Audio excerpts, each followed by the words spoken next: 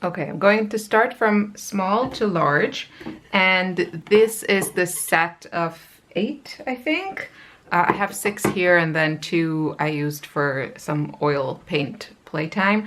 They are in a place where they will be for the next week's drying. So yeah, but I decided to try, like I've seen many people do, and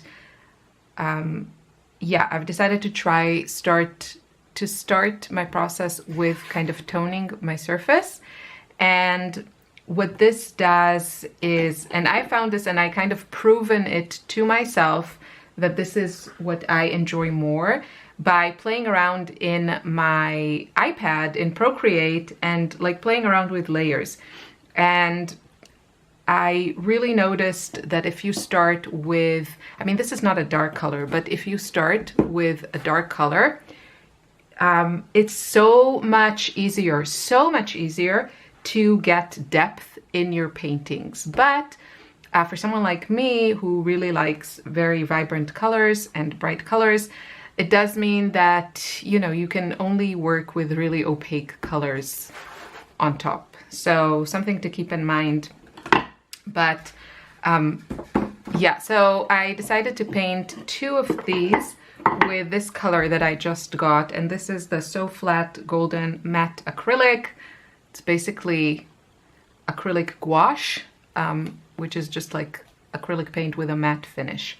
And this color is Naphthol Pink.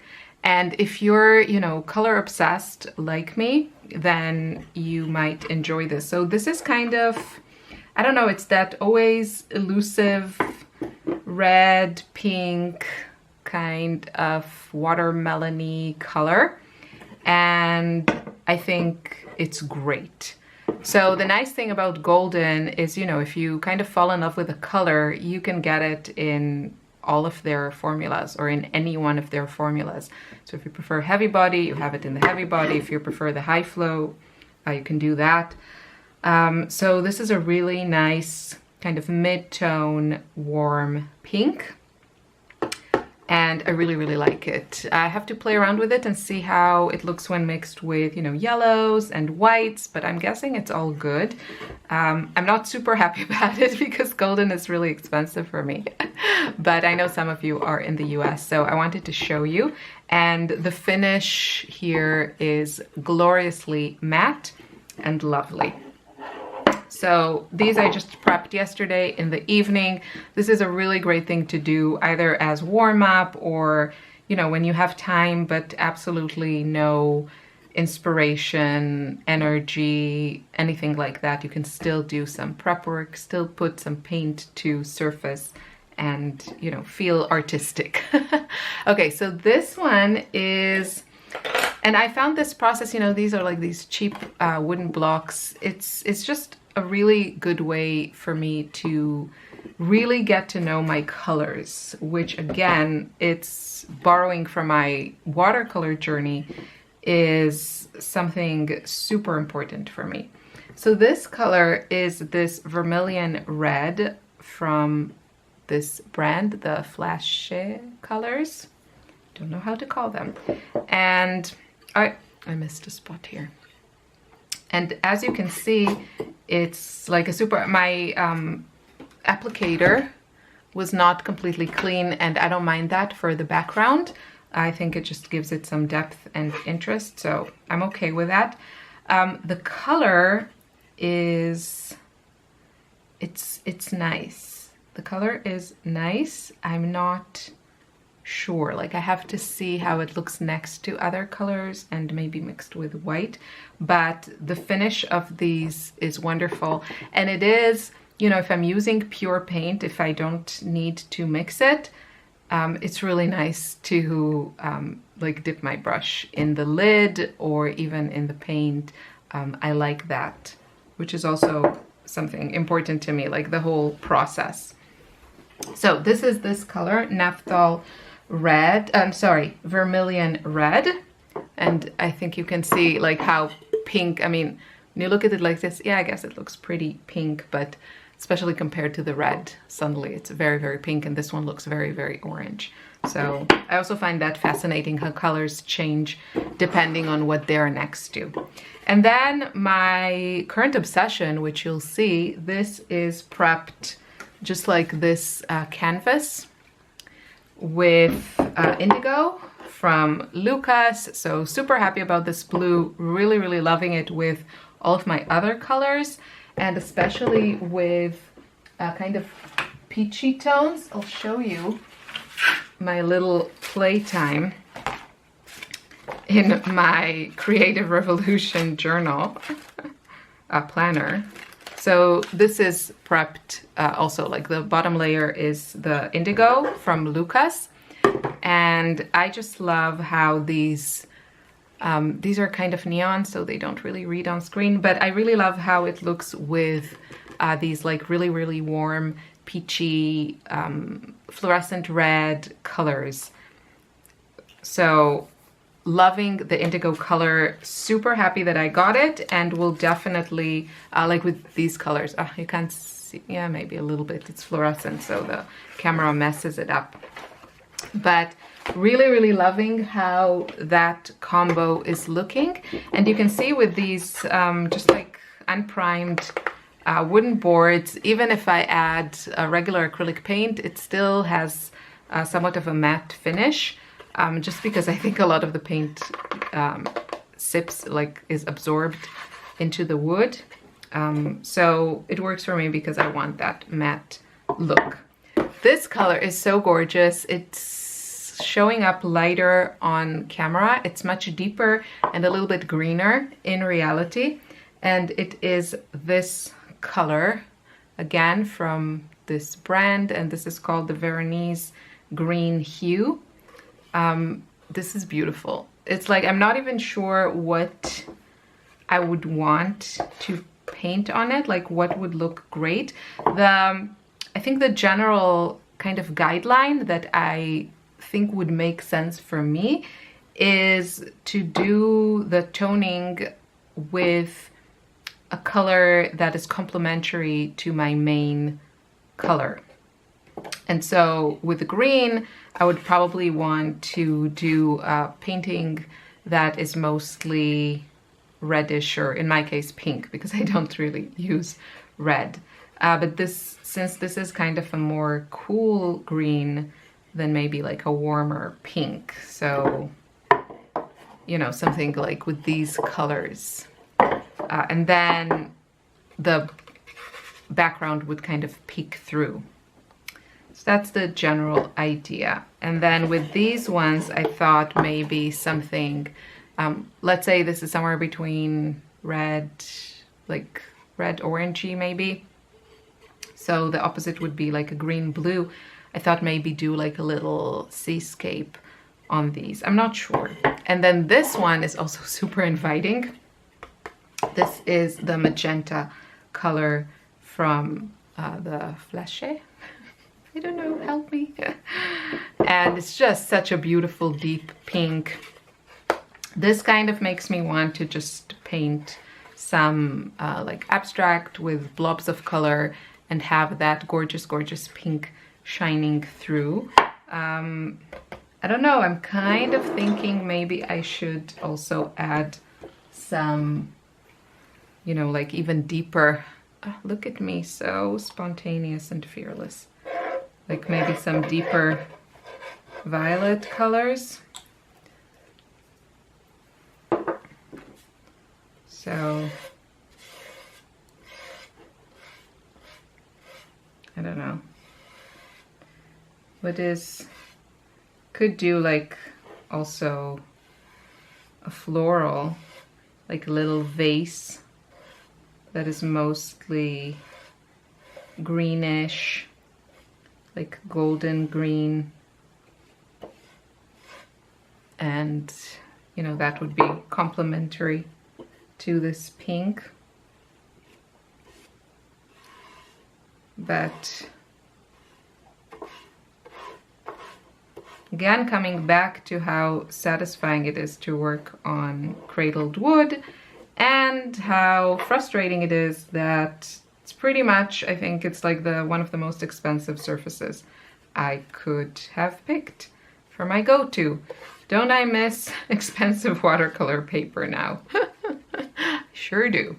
I could buy a block of like 12 at the price of one not very large wooden block.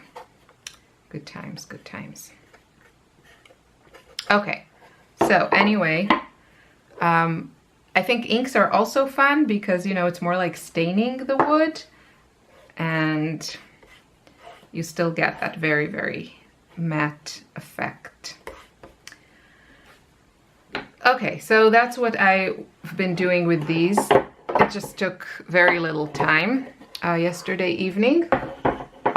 I'll let this one dry. And then I have these canvases, which I think I say it in another video. They look better on camera than they do in reality. And then I have this one, which I kind of had some blobs of paint on it from leftover paint that I was using, and it wasn't speaking to me, so I decided to cover it completely with a dark blue because, as I said, it's a really great place for me to start. And I have another blank one of these, like they came in a set of 4, that for now I didn't do anything to it, but I might prep it again with that indigo color. And yeah, these two, I don't know, I'm playing around with them. So I might come in with some lighter color and just clean it up a little bit, because I feel like there's a lot going on. However, I do see the potential, and definitely things like, you can see here the little dots here with a white acrylic paint pen on top of like this gorgeous indigo color. I love that detail, and you'll see that repeating in other places. Really love that detail. And yeah, I think, you know, when it's all kind of finished and varnished, I think these will look super fun. And yeah, I'm really, really enjoying it. So one of the things that I am trying to discover is how busy and how kind of maximalistic I want to paint. And I feel like this kind of style really fits the side of me that is impatient, anxious, and just like overwhelmed with like all these things going on in my head. And I feel like all these little signs are like all these little marks and little shapes. I feel that kind of, this is how my brain looks like, you know, it's not this, I see artists that have these beautiful paintings that are even like huge ones, and they are so minimalistic and they are so calm, and that's not me. And it's always that balance of, or trying to find something where I enjoy the process and the end result. So yeah, just something to think about. So these are the 2 out of 4, and I will be working on the remaining 2. And then this one, this is, you know, one of the like really, really nice cradled woods that I bought at my local art store. And it is such a joy to work on. It's so sturdy, so lovely, and then also has the thicker sides. And as you can see, it kind of has the same colors going on. There's some more kind of mark making with dots and circles and pens and pencils. Again, this is kind of busy, but it feels true to me, and it really makes me happy to look at it. And I kind of love getting lost in little areas here. And I also think this would be great for me, like to use this painting and others to really kind of figure out color combinations that I'm excited about. So really, really enjoying working on this one. And also playing with all kinds of pencils and like scribbles. It's just a lot of fun, and you don't get the same experience when you're painting on paper or canvas. It's the wood surface is a huge part of the appeal for me. And again, if you're like a tactile person and you know you love, I don't know, scribbles and texture and that sort of thing, and you haven't tried painting on cradled wood or wood frames, I think you should. I think you should. You need the right materials, and it's really, really, like you see now, even I think, I don't know if it has to do with the pencil or the surface, probably both, but this, yeah. So you have to figure out what works better or what fits your surface. But really, really loving this and really wanting to get more of these. I think the size is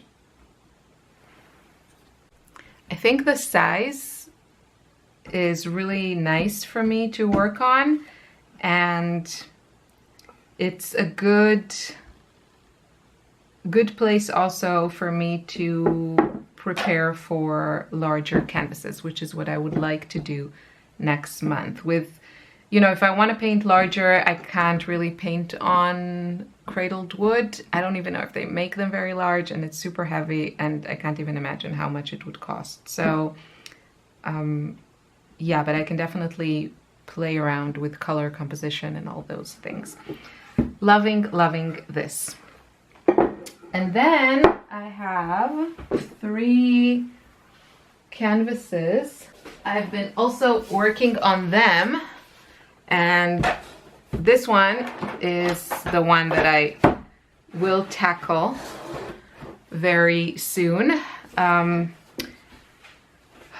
I really like, you'll see it in the next one, that it was actually really, really nice to have these lines of color to work on. So I'm thinking maybe another place I could start with my paintings, instead of just toning it with like one color, maybe for me I can do some stripes with kind of my favorite colors and then work on that, because you'll see it looks really cool when it's kind of peeking through and you can build on it. So this one I definitely want to work on.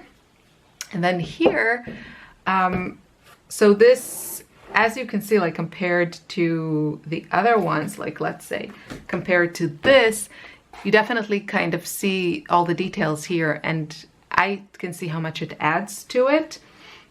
So I recognize that this one needs more detail work, but what I like about it is, if you remember how this started, it was again something very similar to the other one that I just showed you, where I had here these stripes of bright colors, and I really like to see them kind of peeking through and then adding all kinds of other marks and colors and texture on top. So I'm thinking how I could do that. Maybe do like, you know, like half or 2/3 of indigo and then do some colorful stripes. Maybe that would be a good starting point for me. Other than that, I'm really liking the direction here, and yeah, it makes me happy when I kind of know where I am. So I like the direction. I know it needs more work. I know it needs more detail, and that's what I hope to do, but the colors are working for me, and that's already a huge part. This one, and also with the other one, you saw like these blobs of indigo. I came back to these paintings. They were so light, and I understood that they really need some of that dark colors to give the painting some depth. So here I again came with that dark color. I kind of covered all kinds of shades that I wasn't loving. I think I need to go into this with a light color and again kind of clean up some areas, and then add more marks, more detail, more stuff. What I'm liking about this one is some of the color stories that I have here. So like this play on this lighter pink with the super vibrant bright magenta and the touch of this kind of orangey color, and then the indigo color and this teal, like these aqua colors, and of course my pastel enamel color. So really kind of coming through with the color stories. The texture here gives me, and I'm not comparing myself to anyone, really great, but it kind of gives me that Klimt energy, you know, just with all of his like little details and shapes. And obviously I'm not hating that because he's amazing. So this is where I am on these three larger canvases. So I think today what I might do is work on these ones and then switch around to the the larger ones and just have fun with it. Yeah, exciting stuff, really fun for me, and it's just fun to see everything together. I think the like focusing on those limited color stories, even though in my world it's still very colorful, but really narrowing them down and kind of working on multiple pieces at once and being surrounded by all these gorgeous colors that I love, it's really working for me. So yeah, and with this one I actually kind of feel like I'm done with it. And I might, like, done when it comes to paint, and I'm thinking if I should go into it with some of the oil sticks and add just like highlights and touches of texture. And I continue to do just that. So this is future editing Irit here. And I'll show you that process probably next week. Have a wonderful weekend. Bye.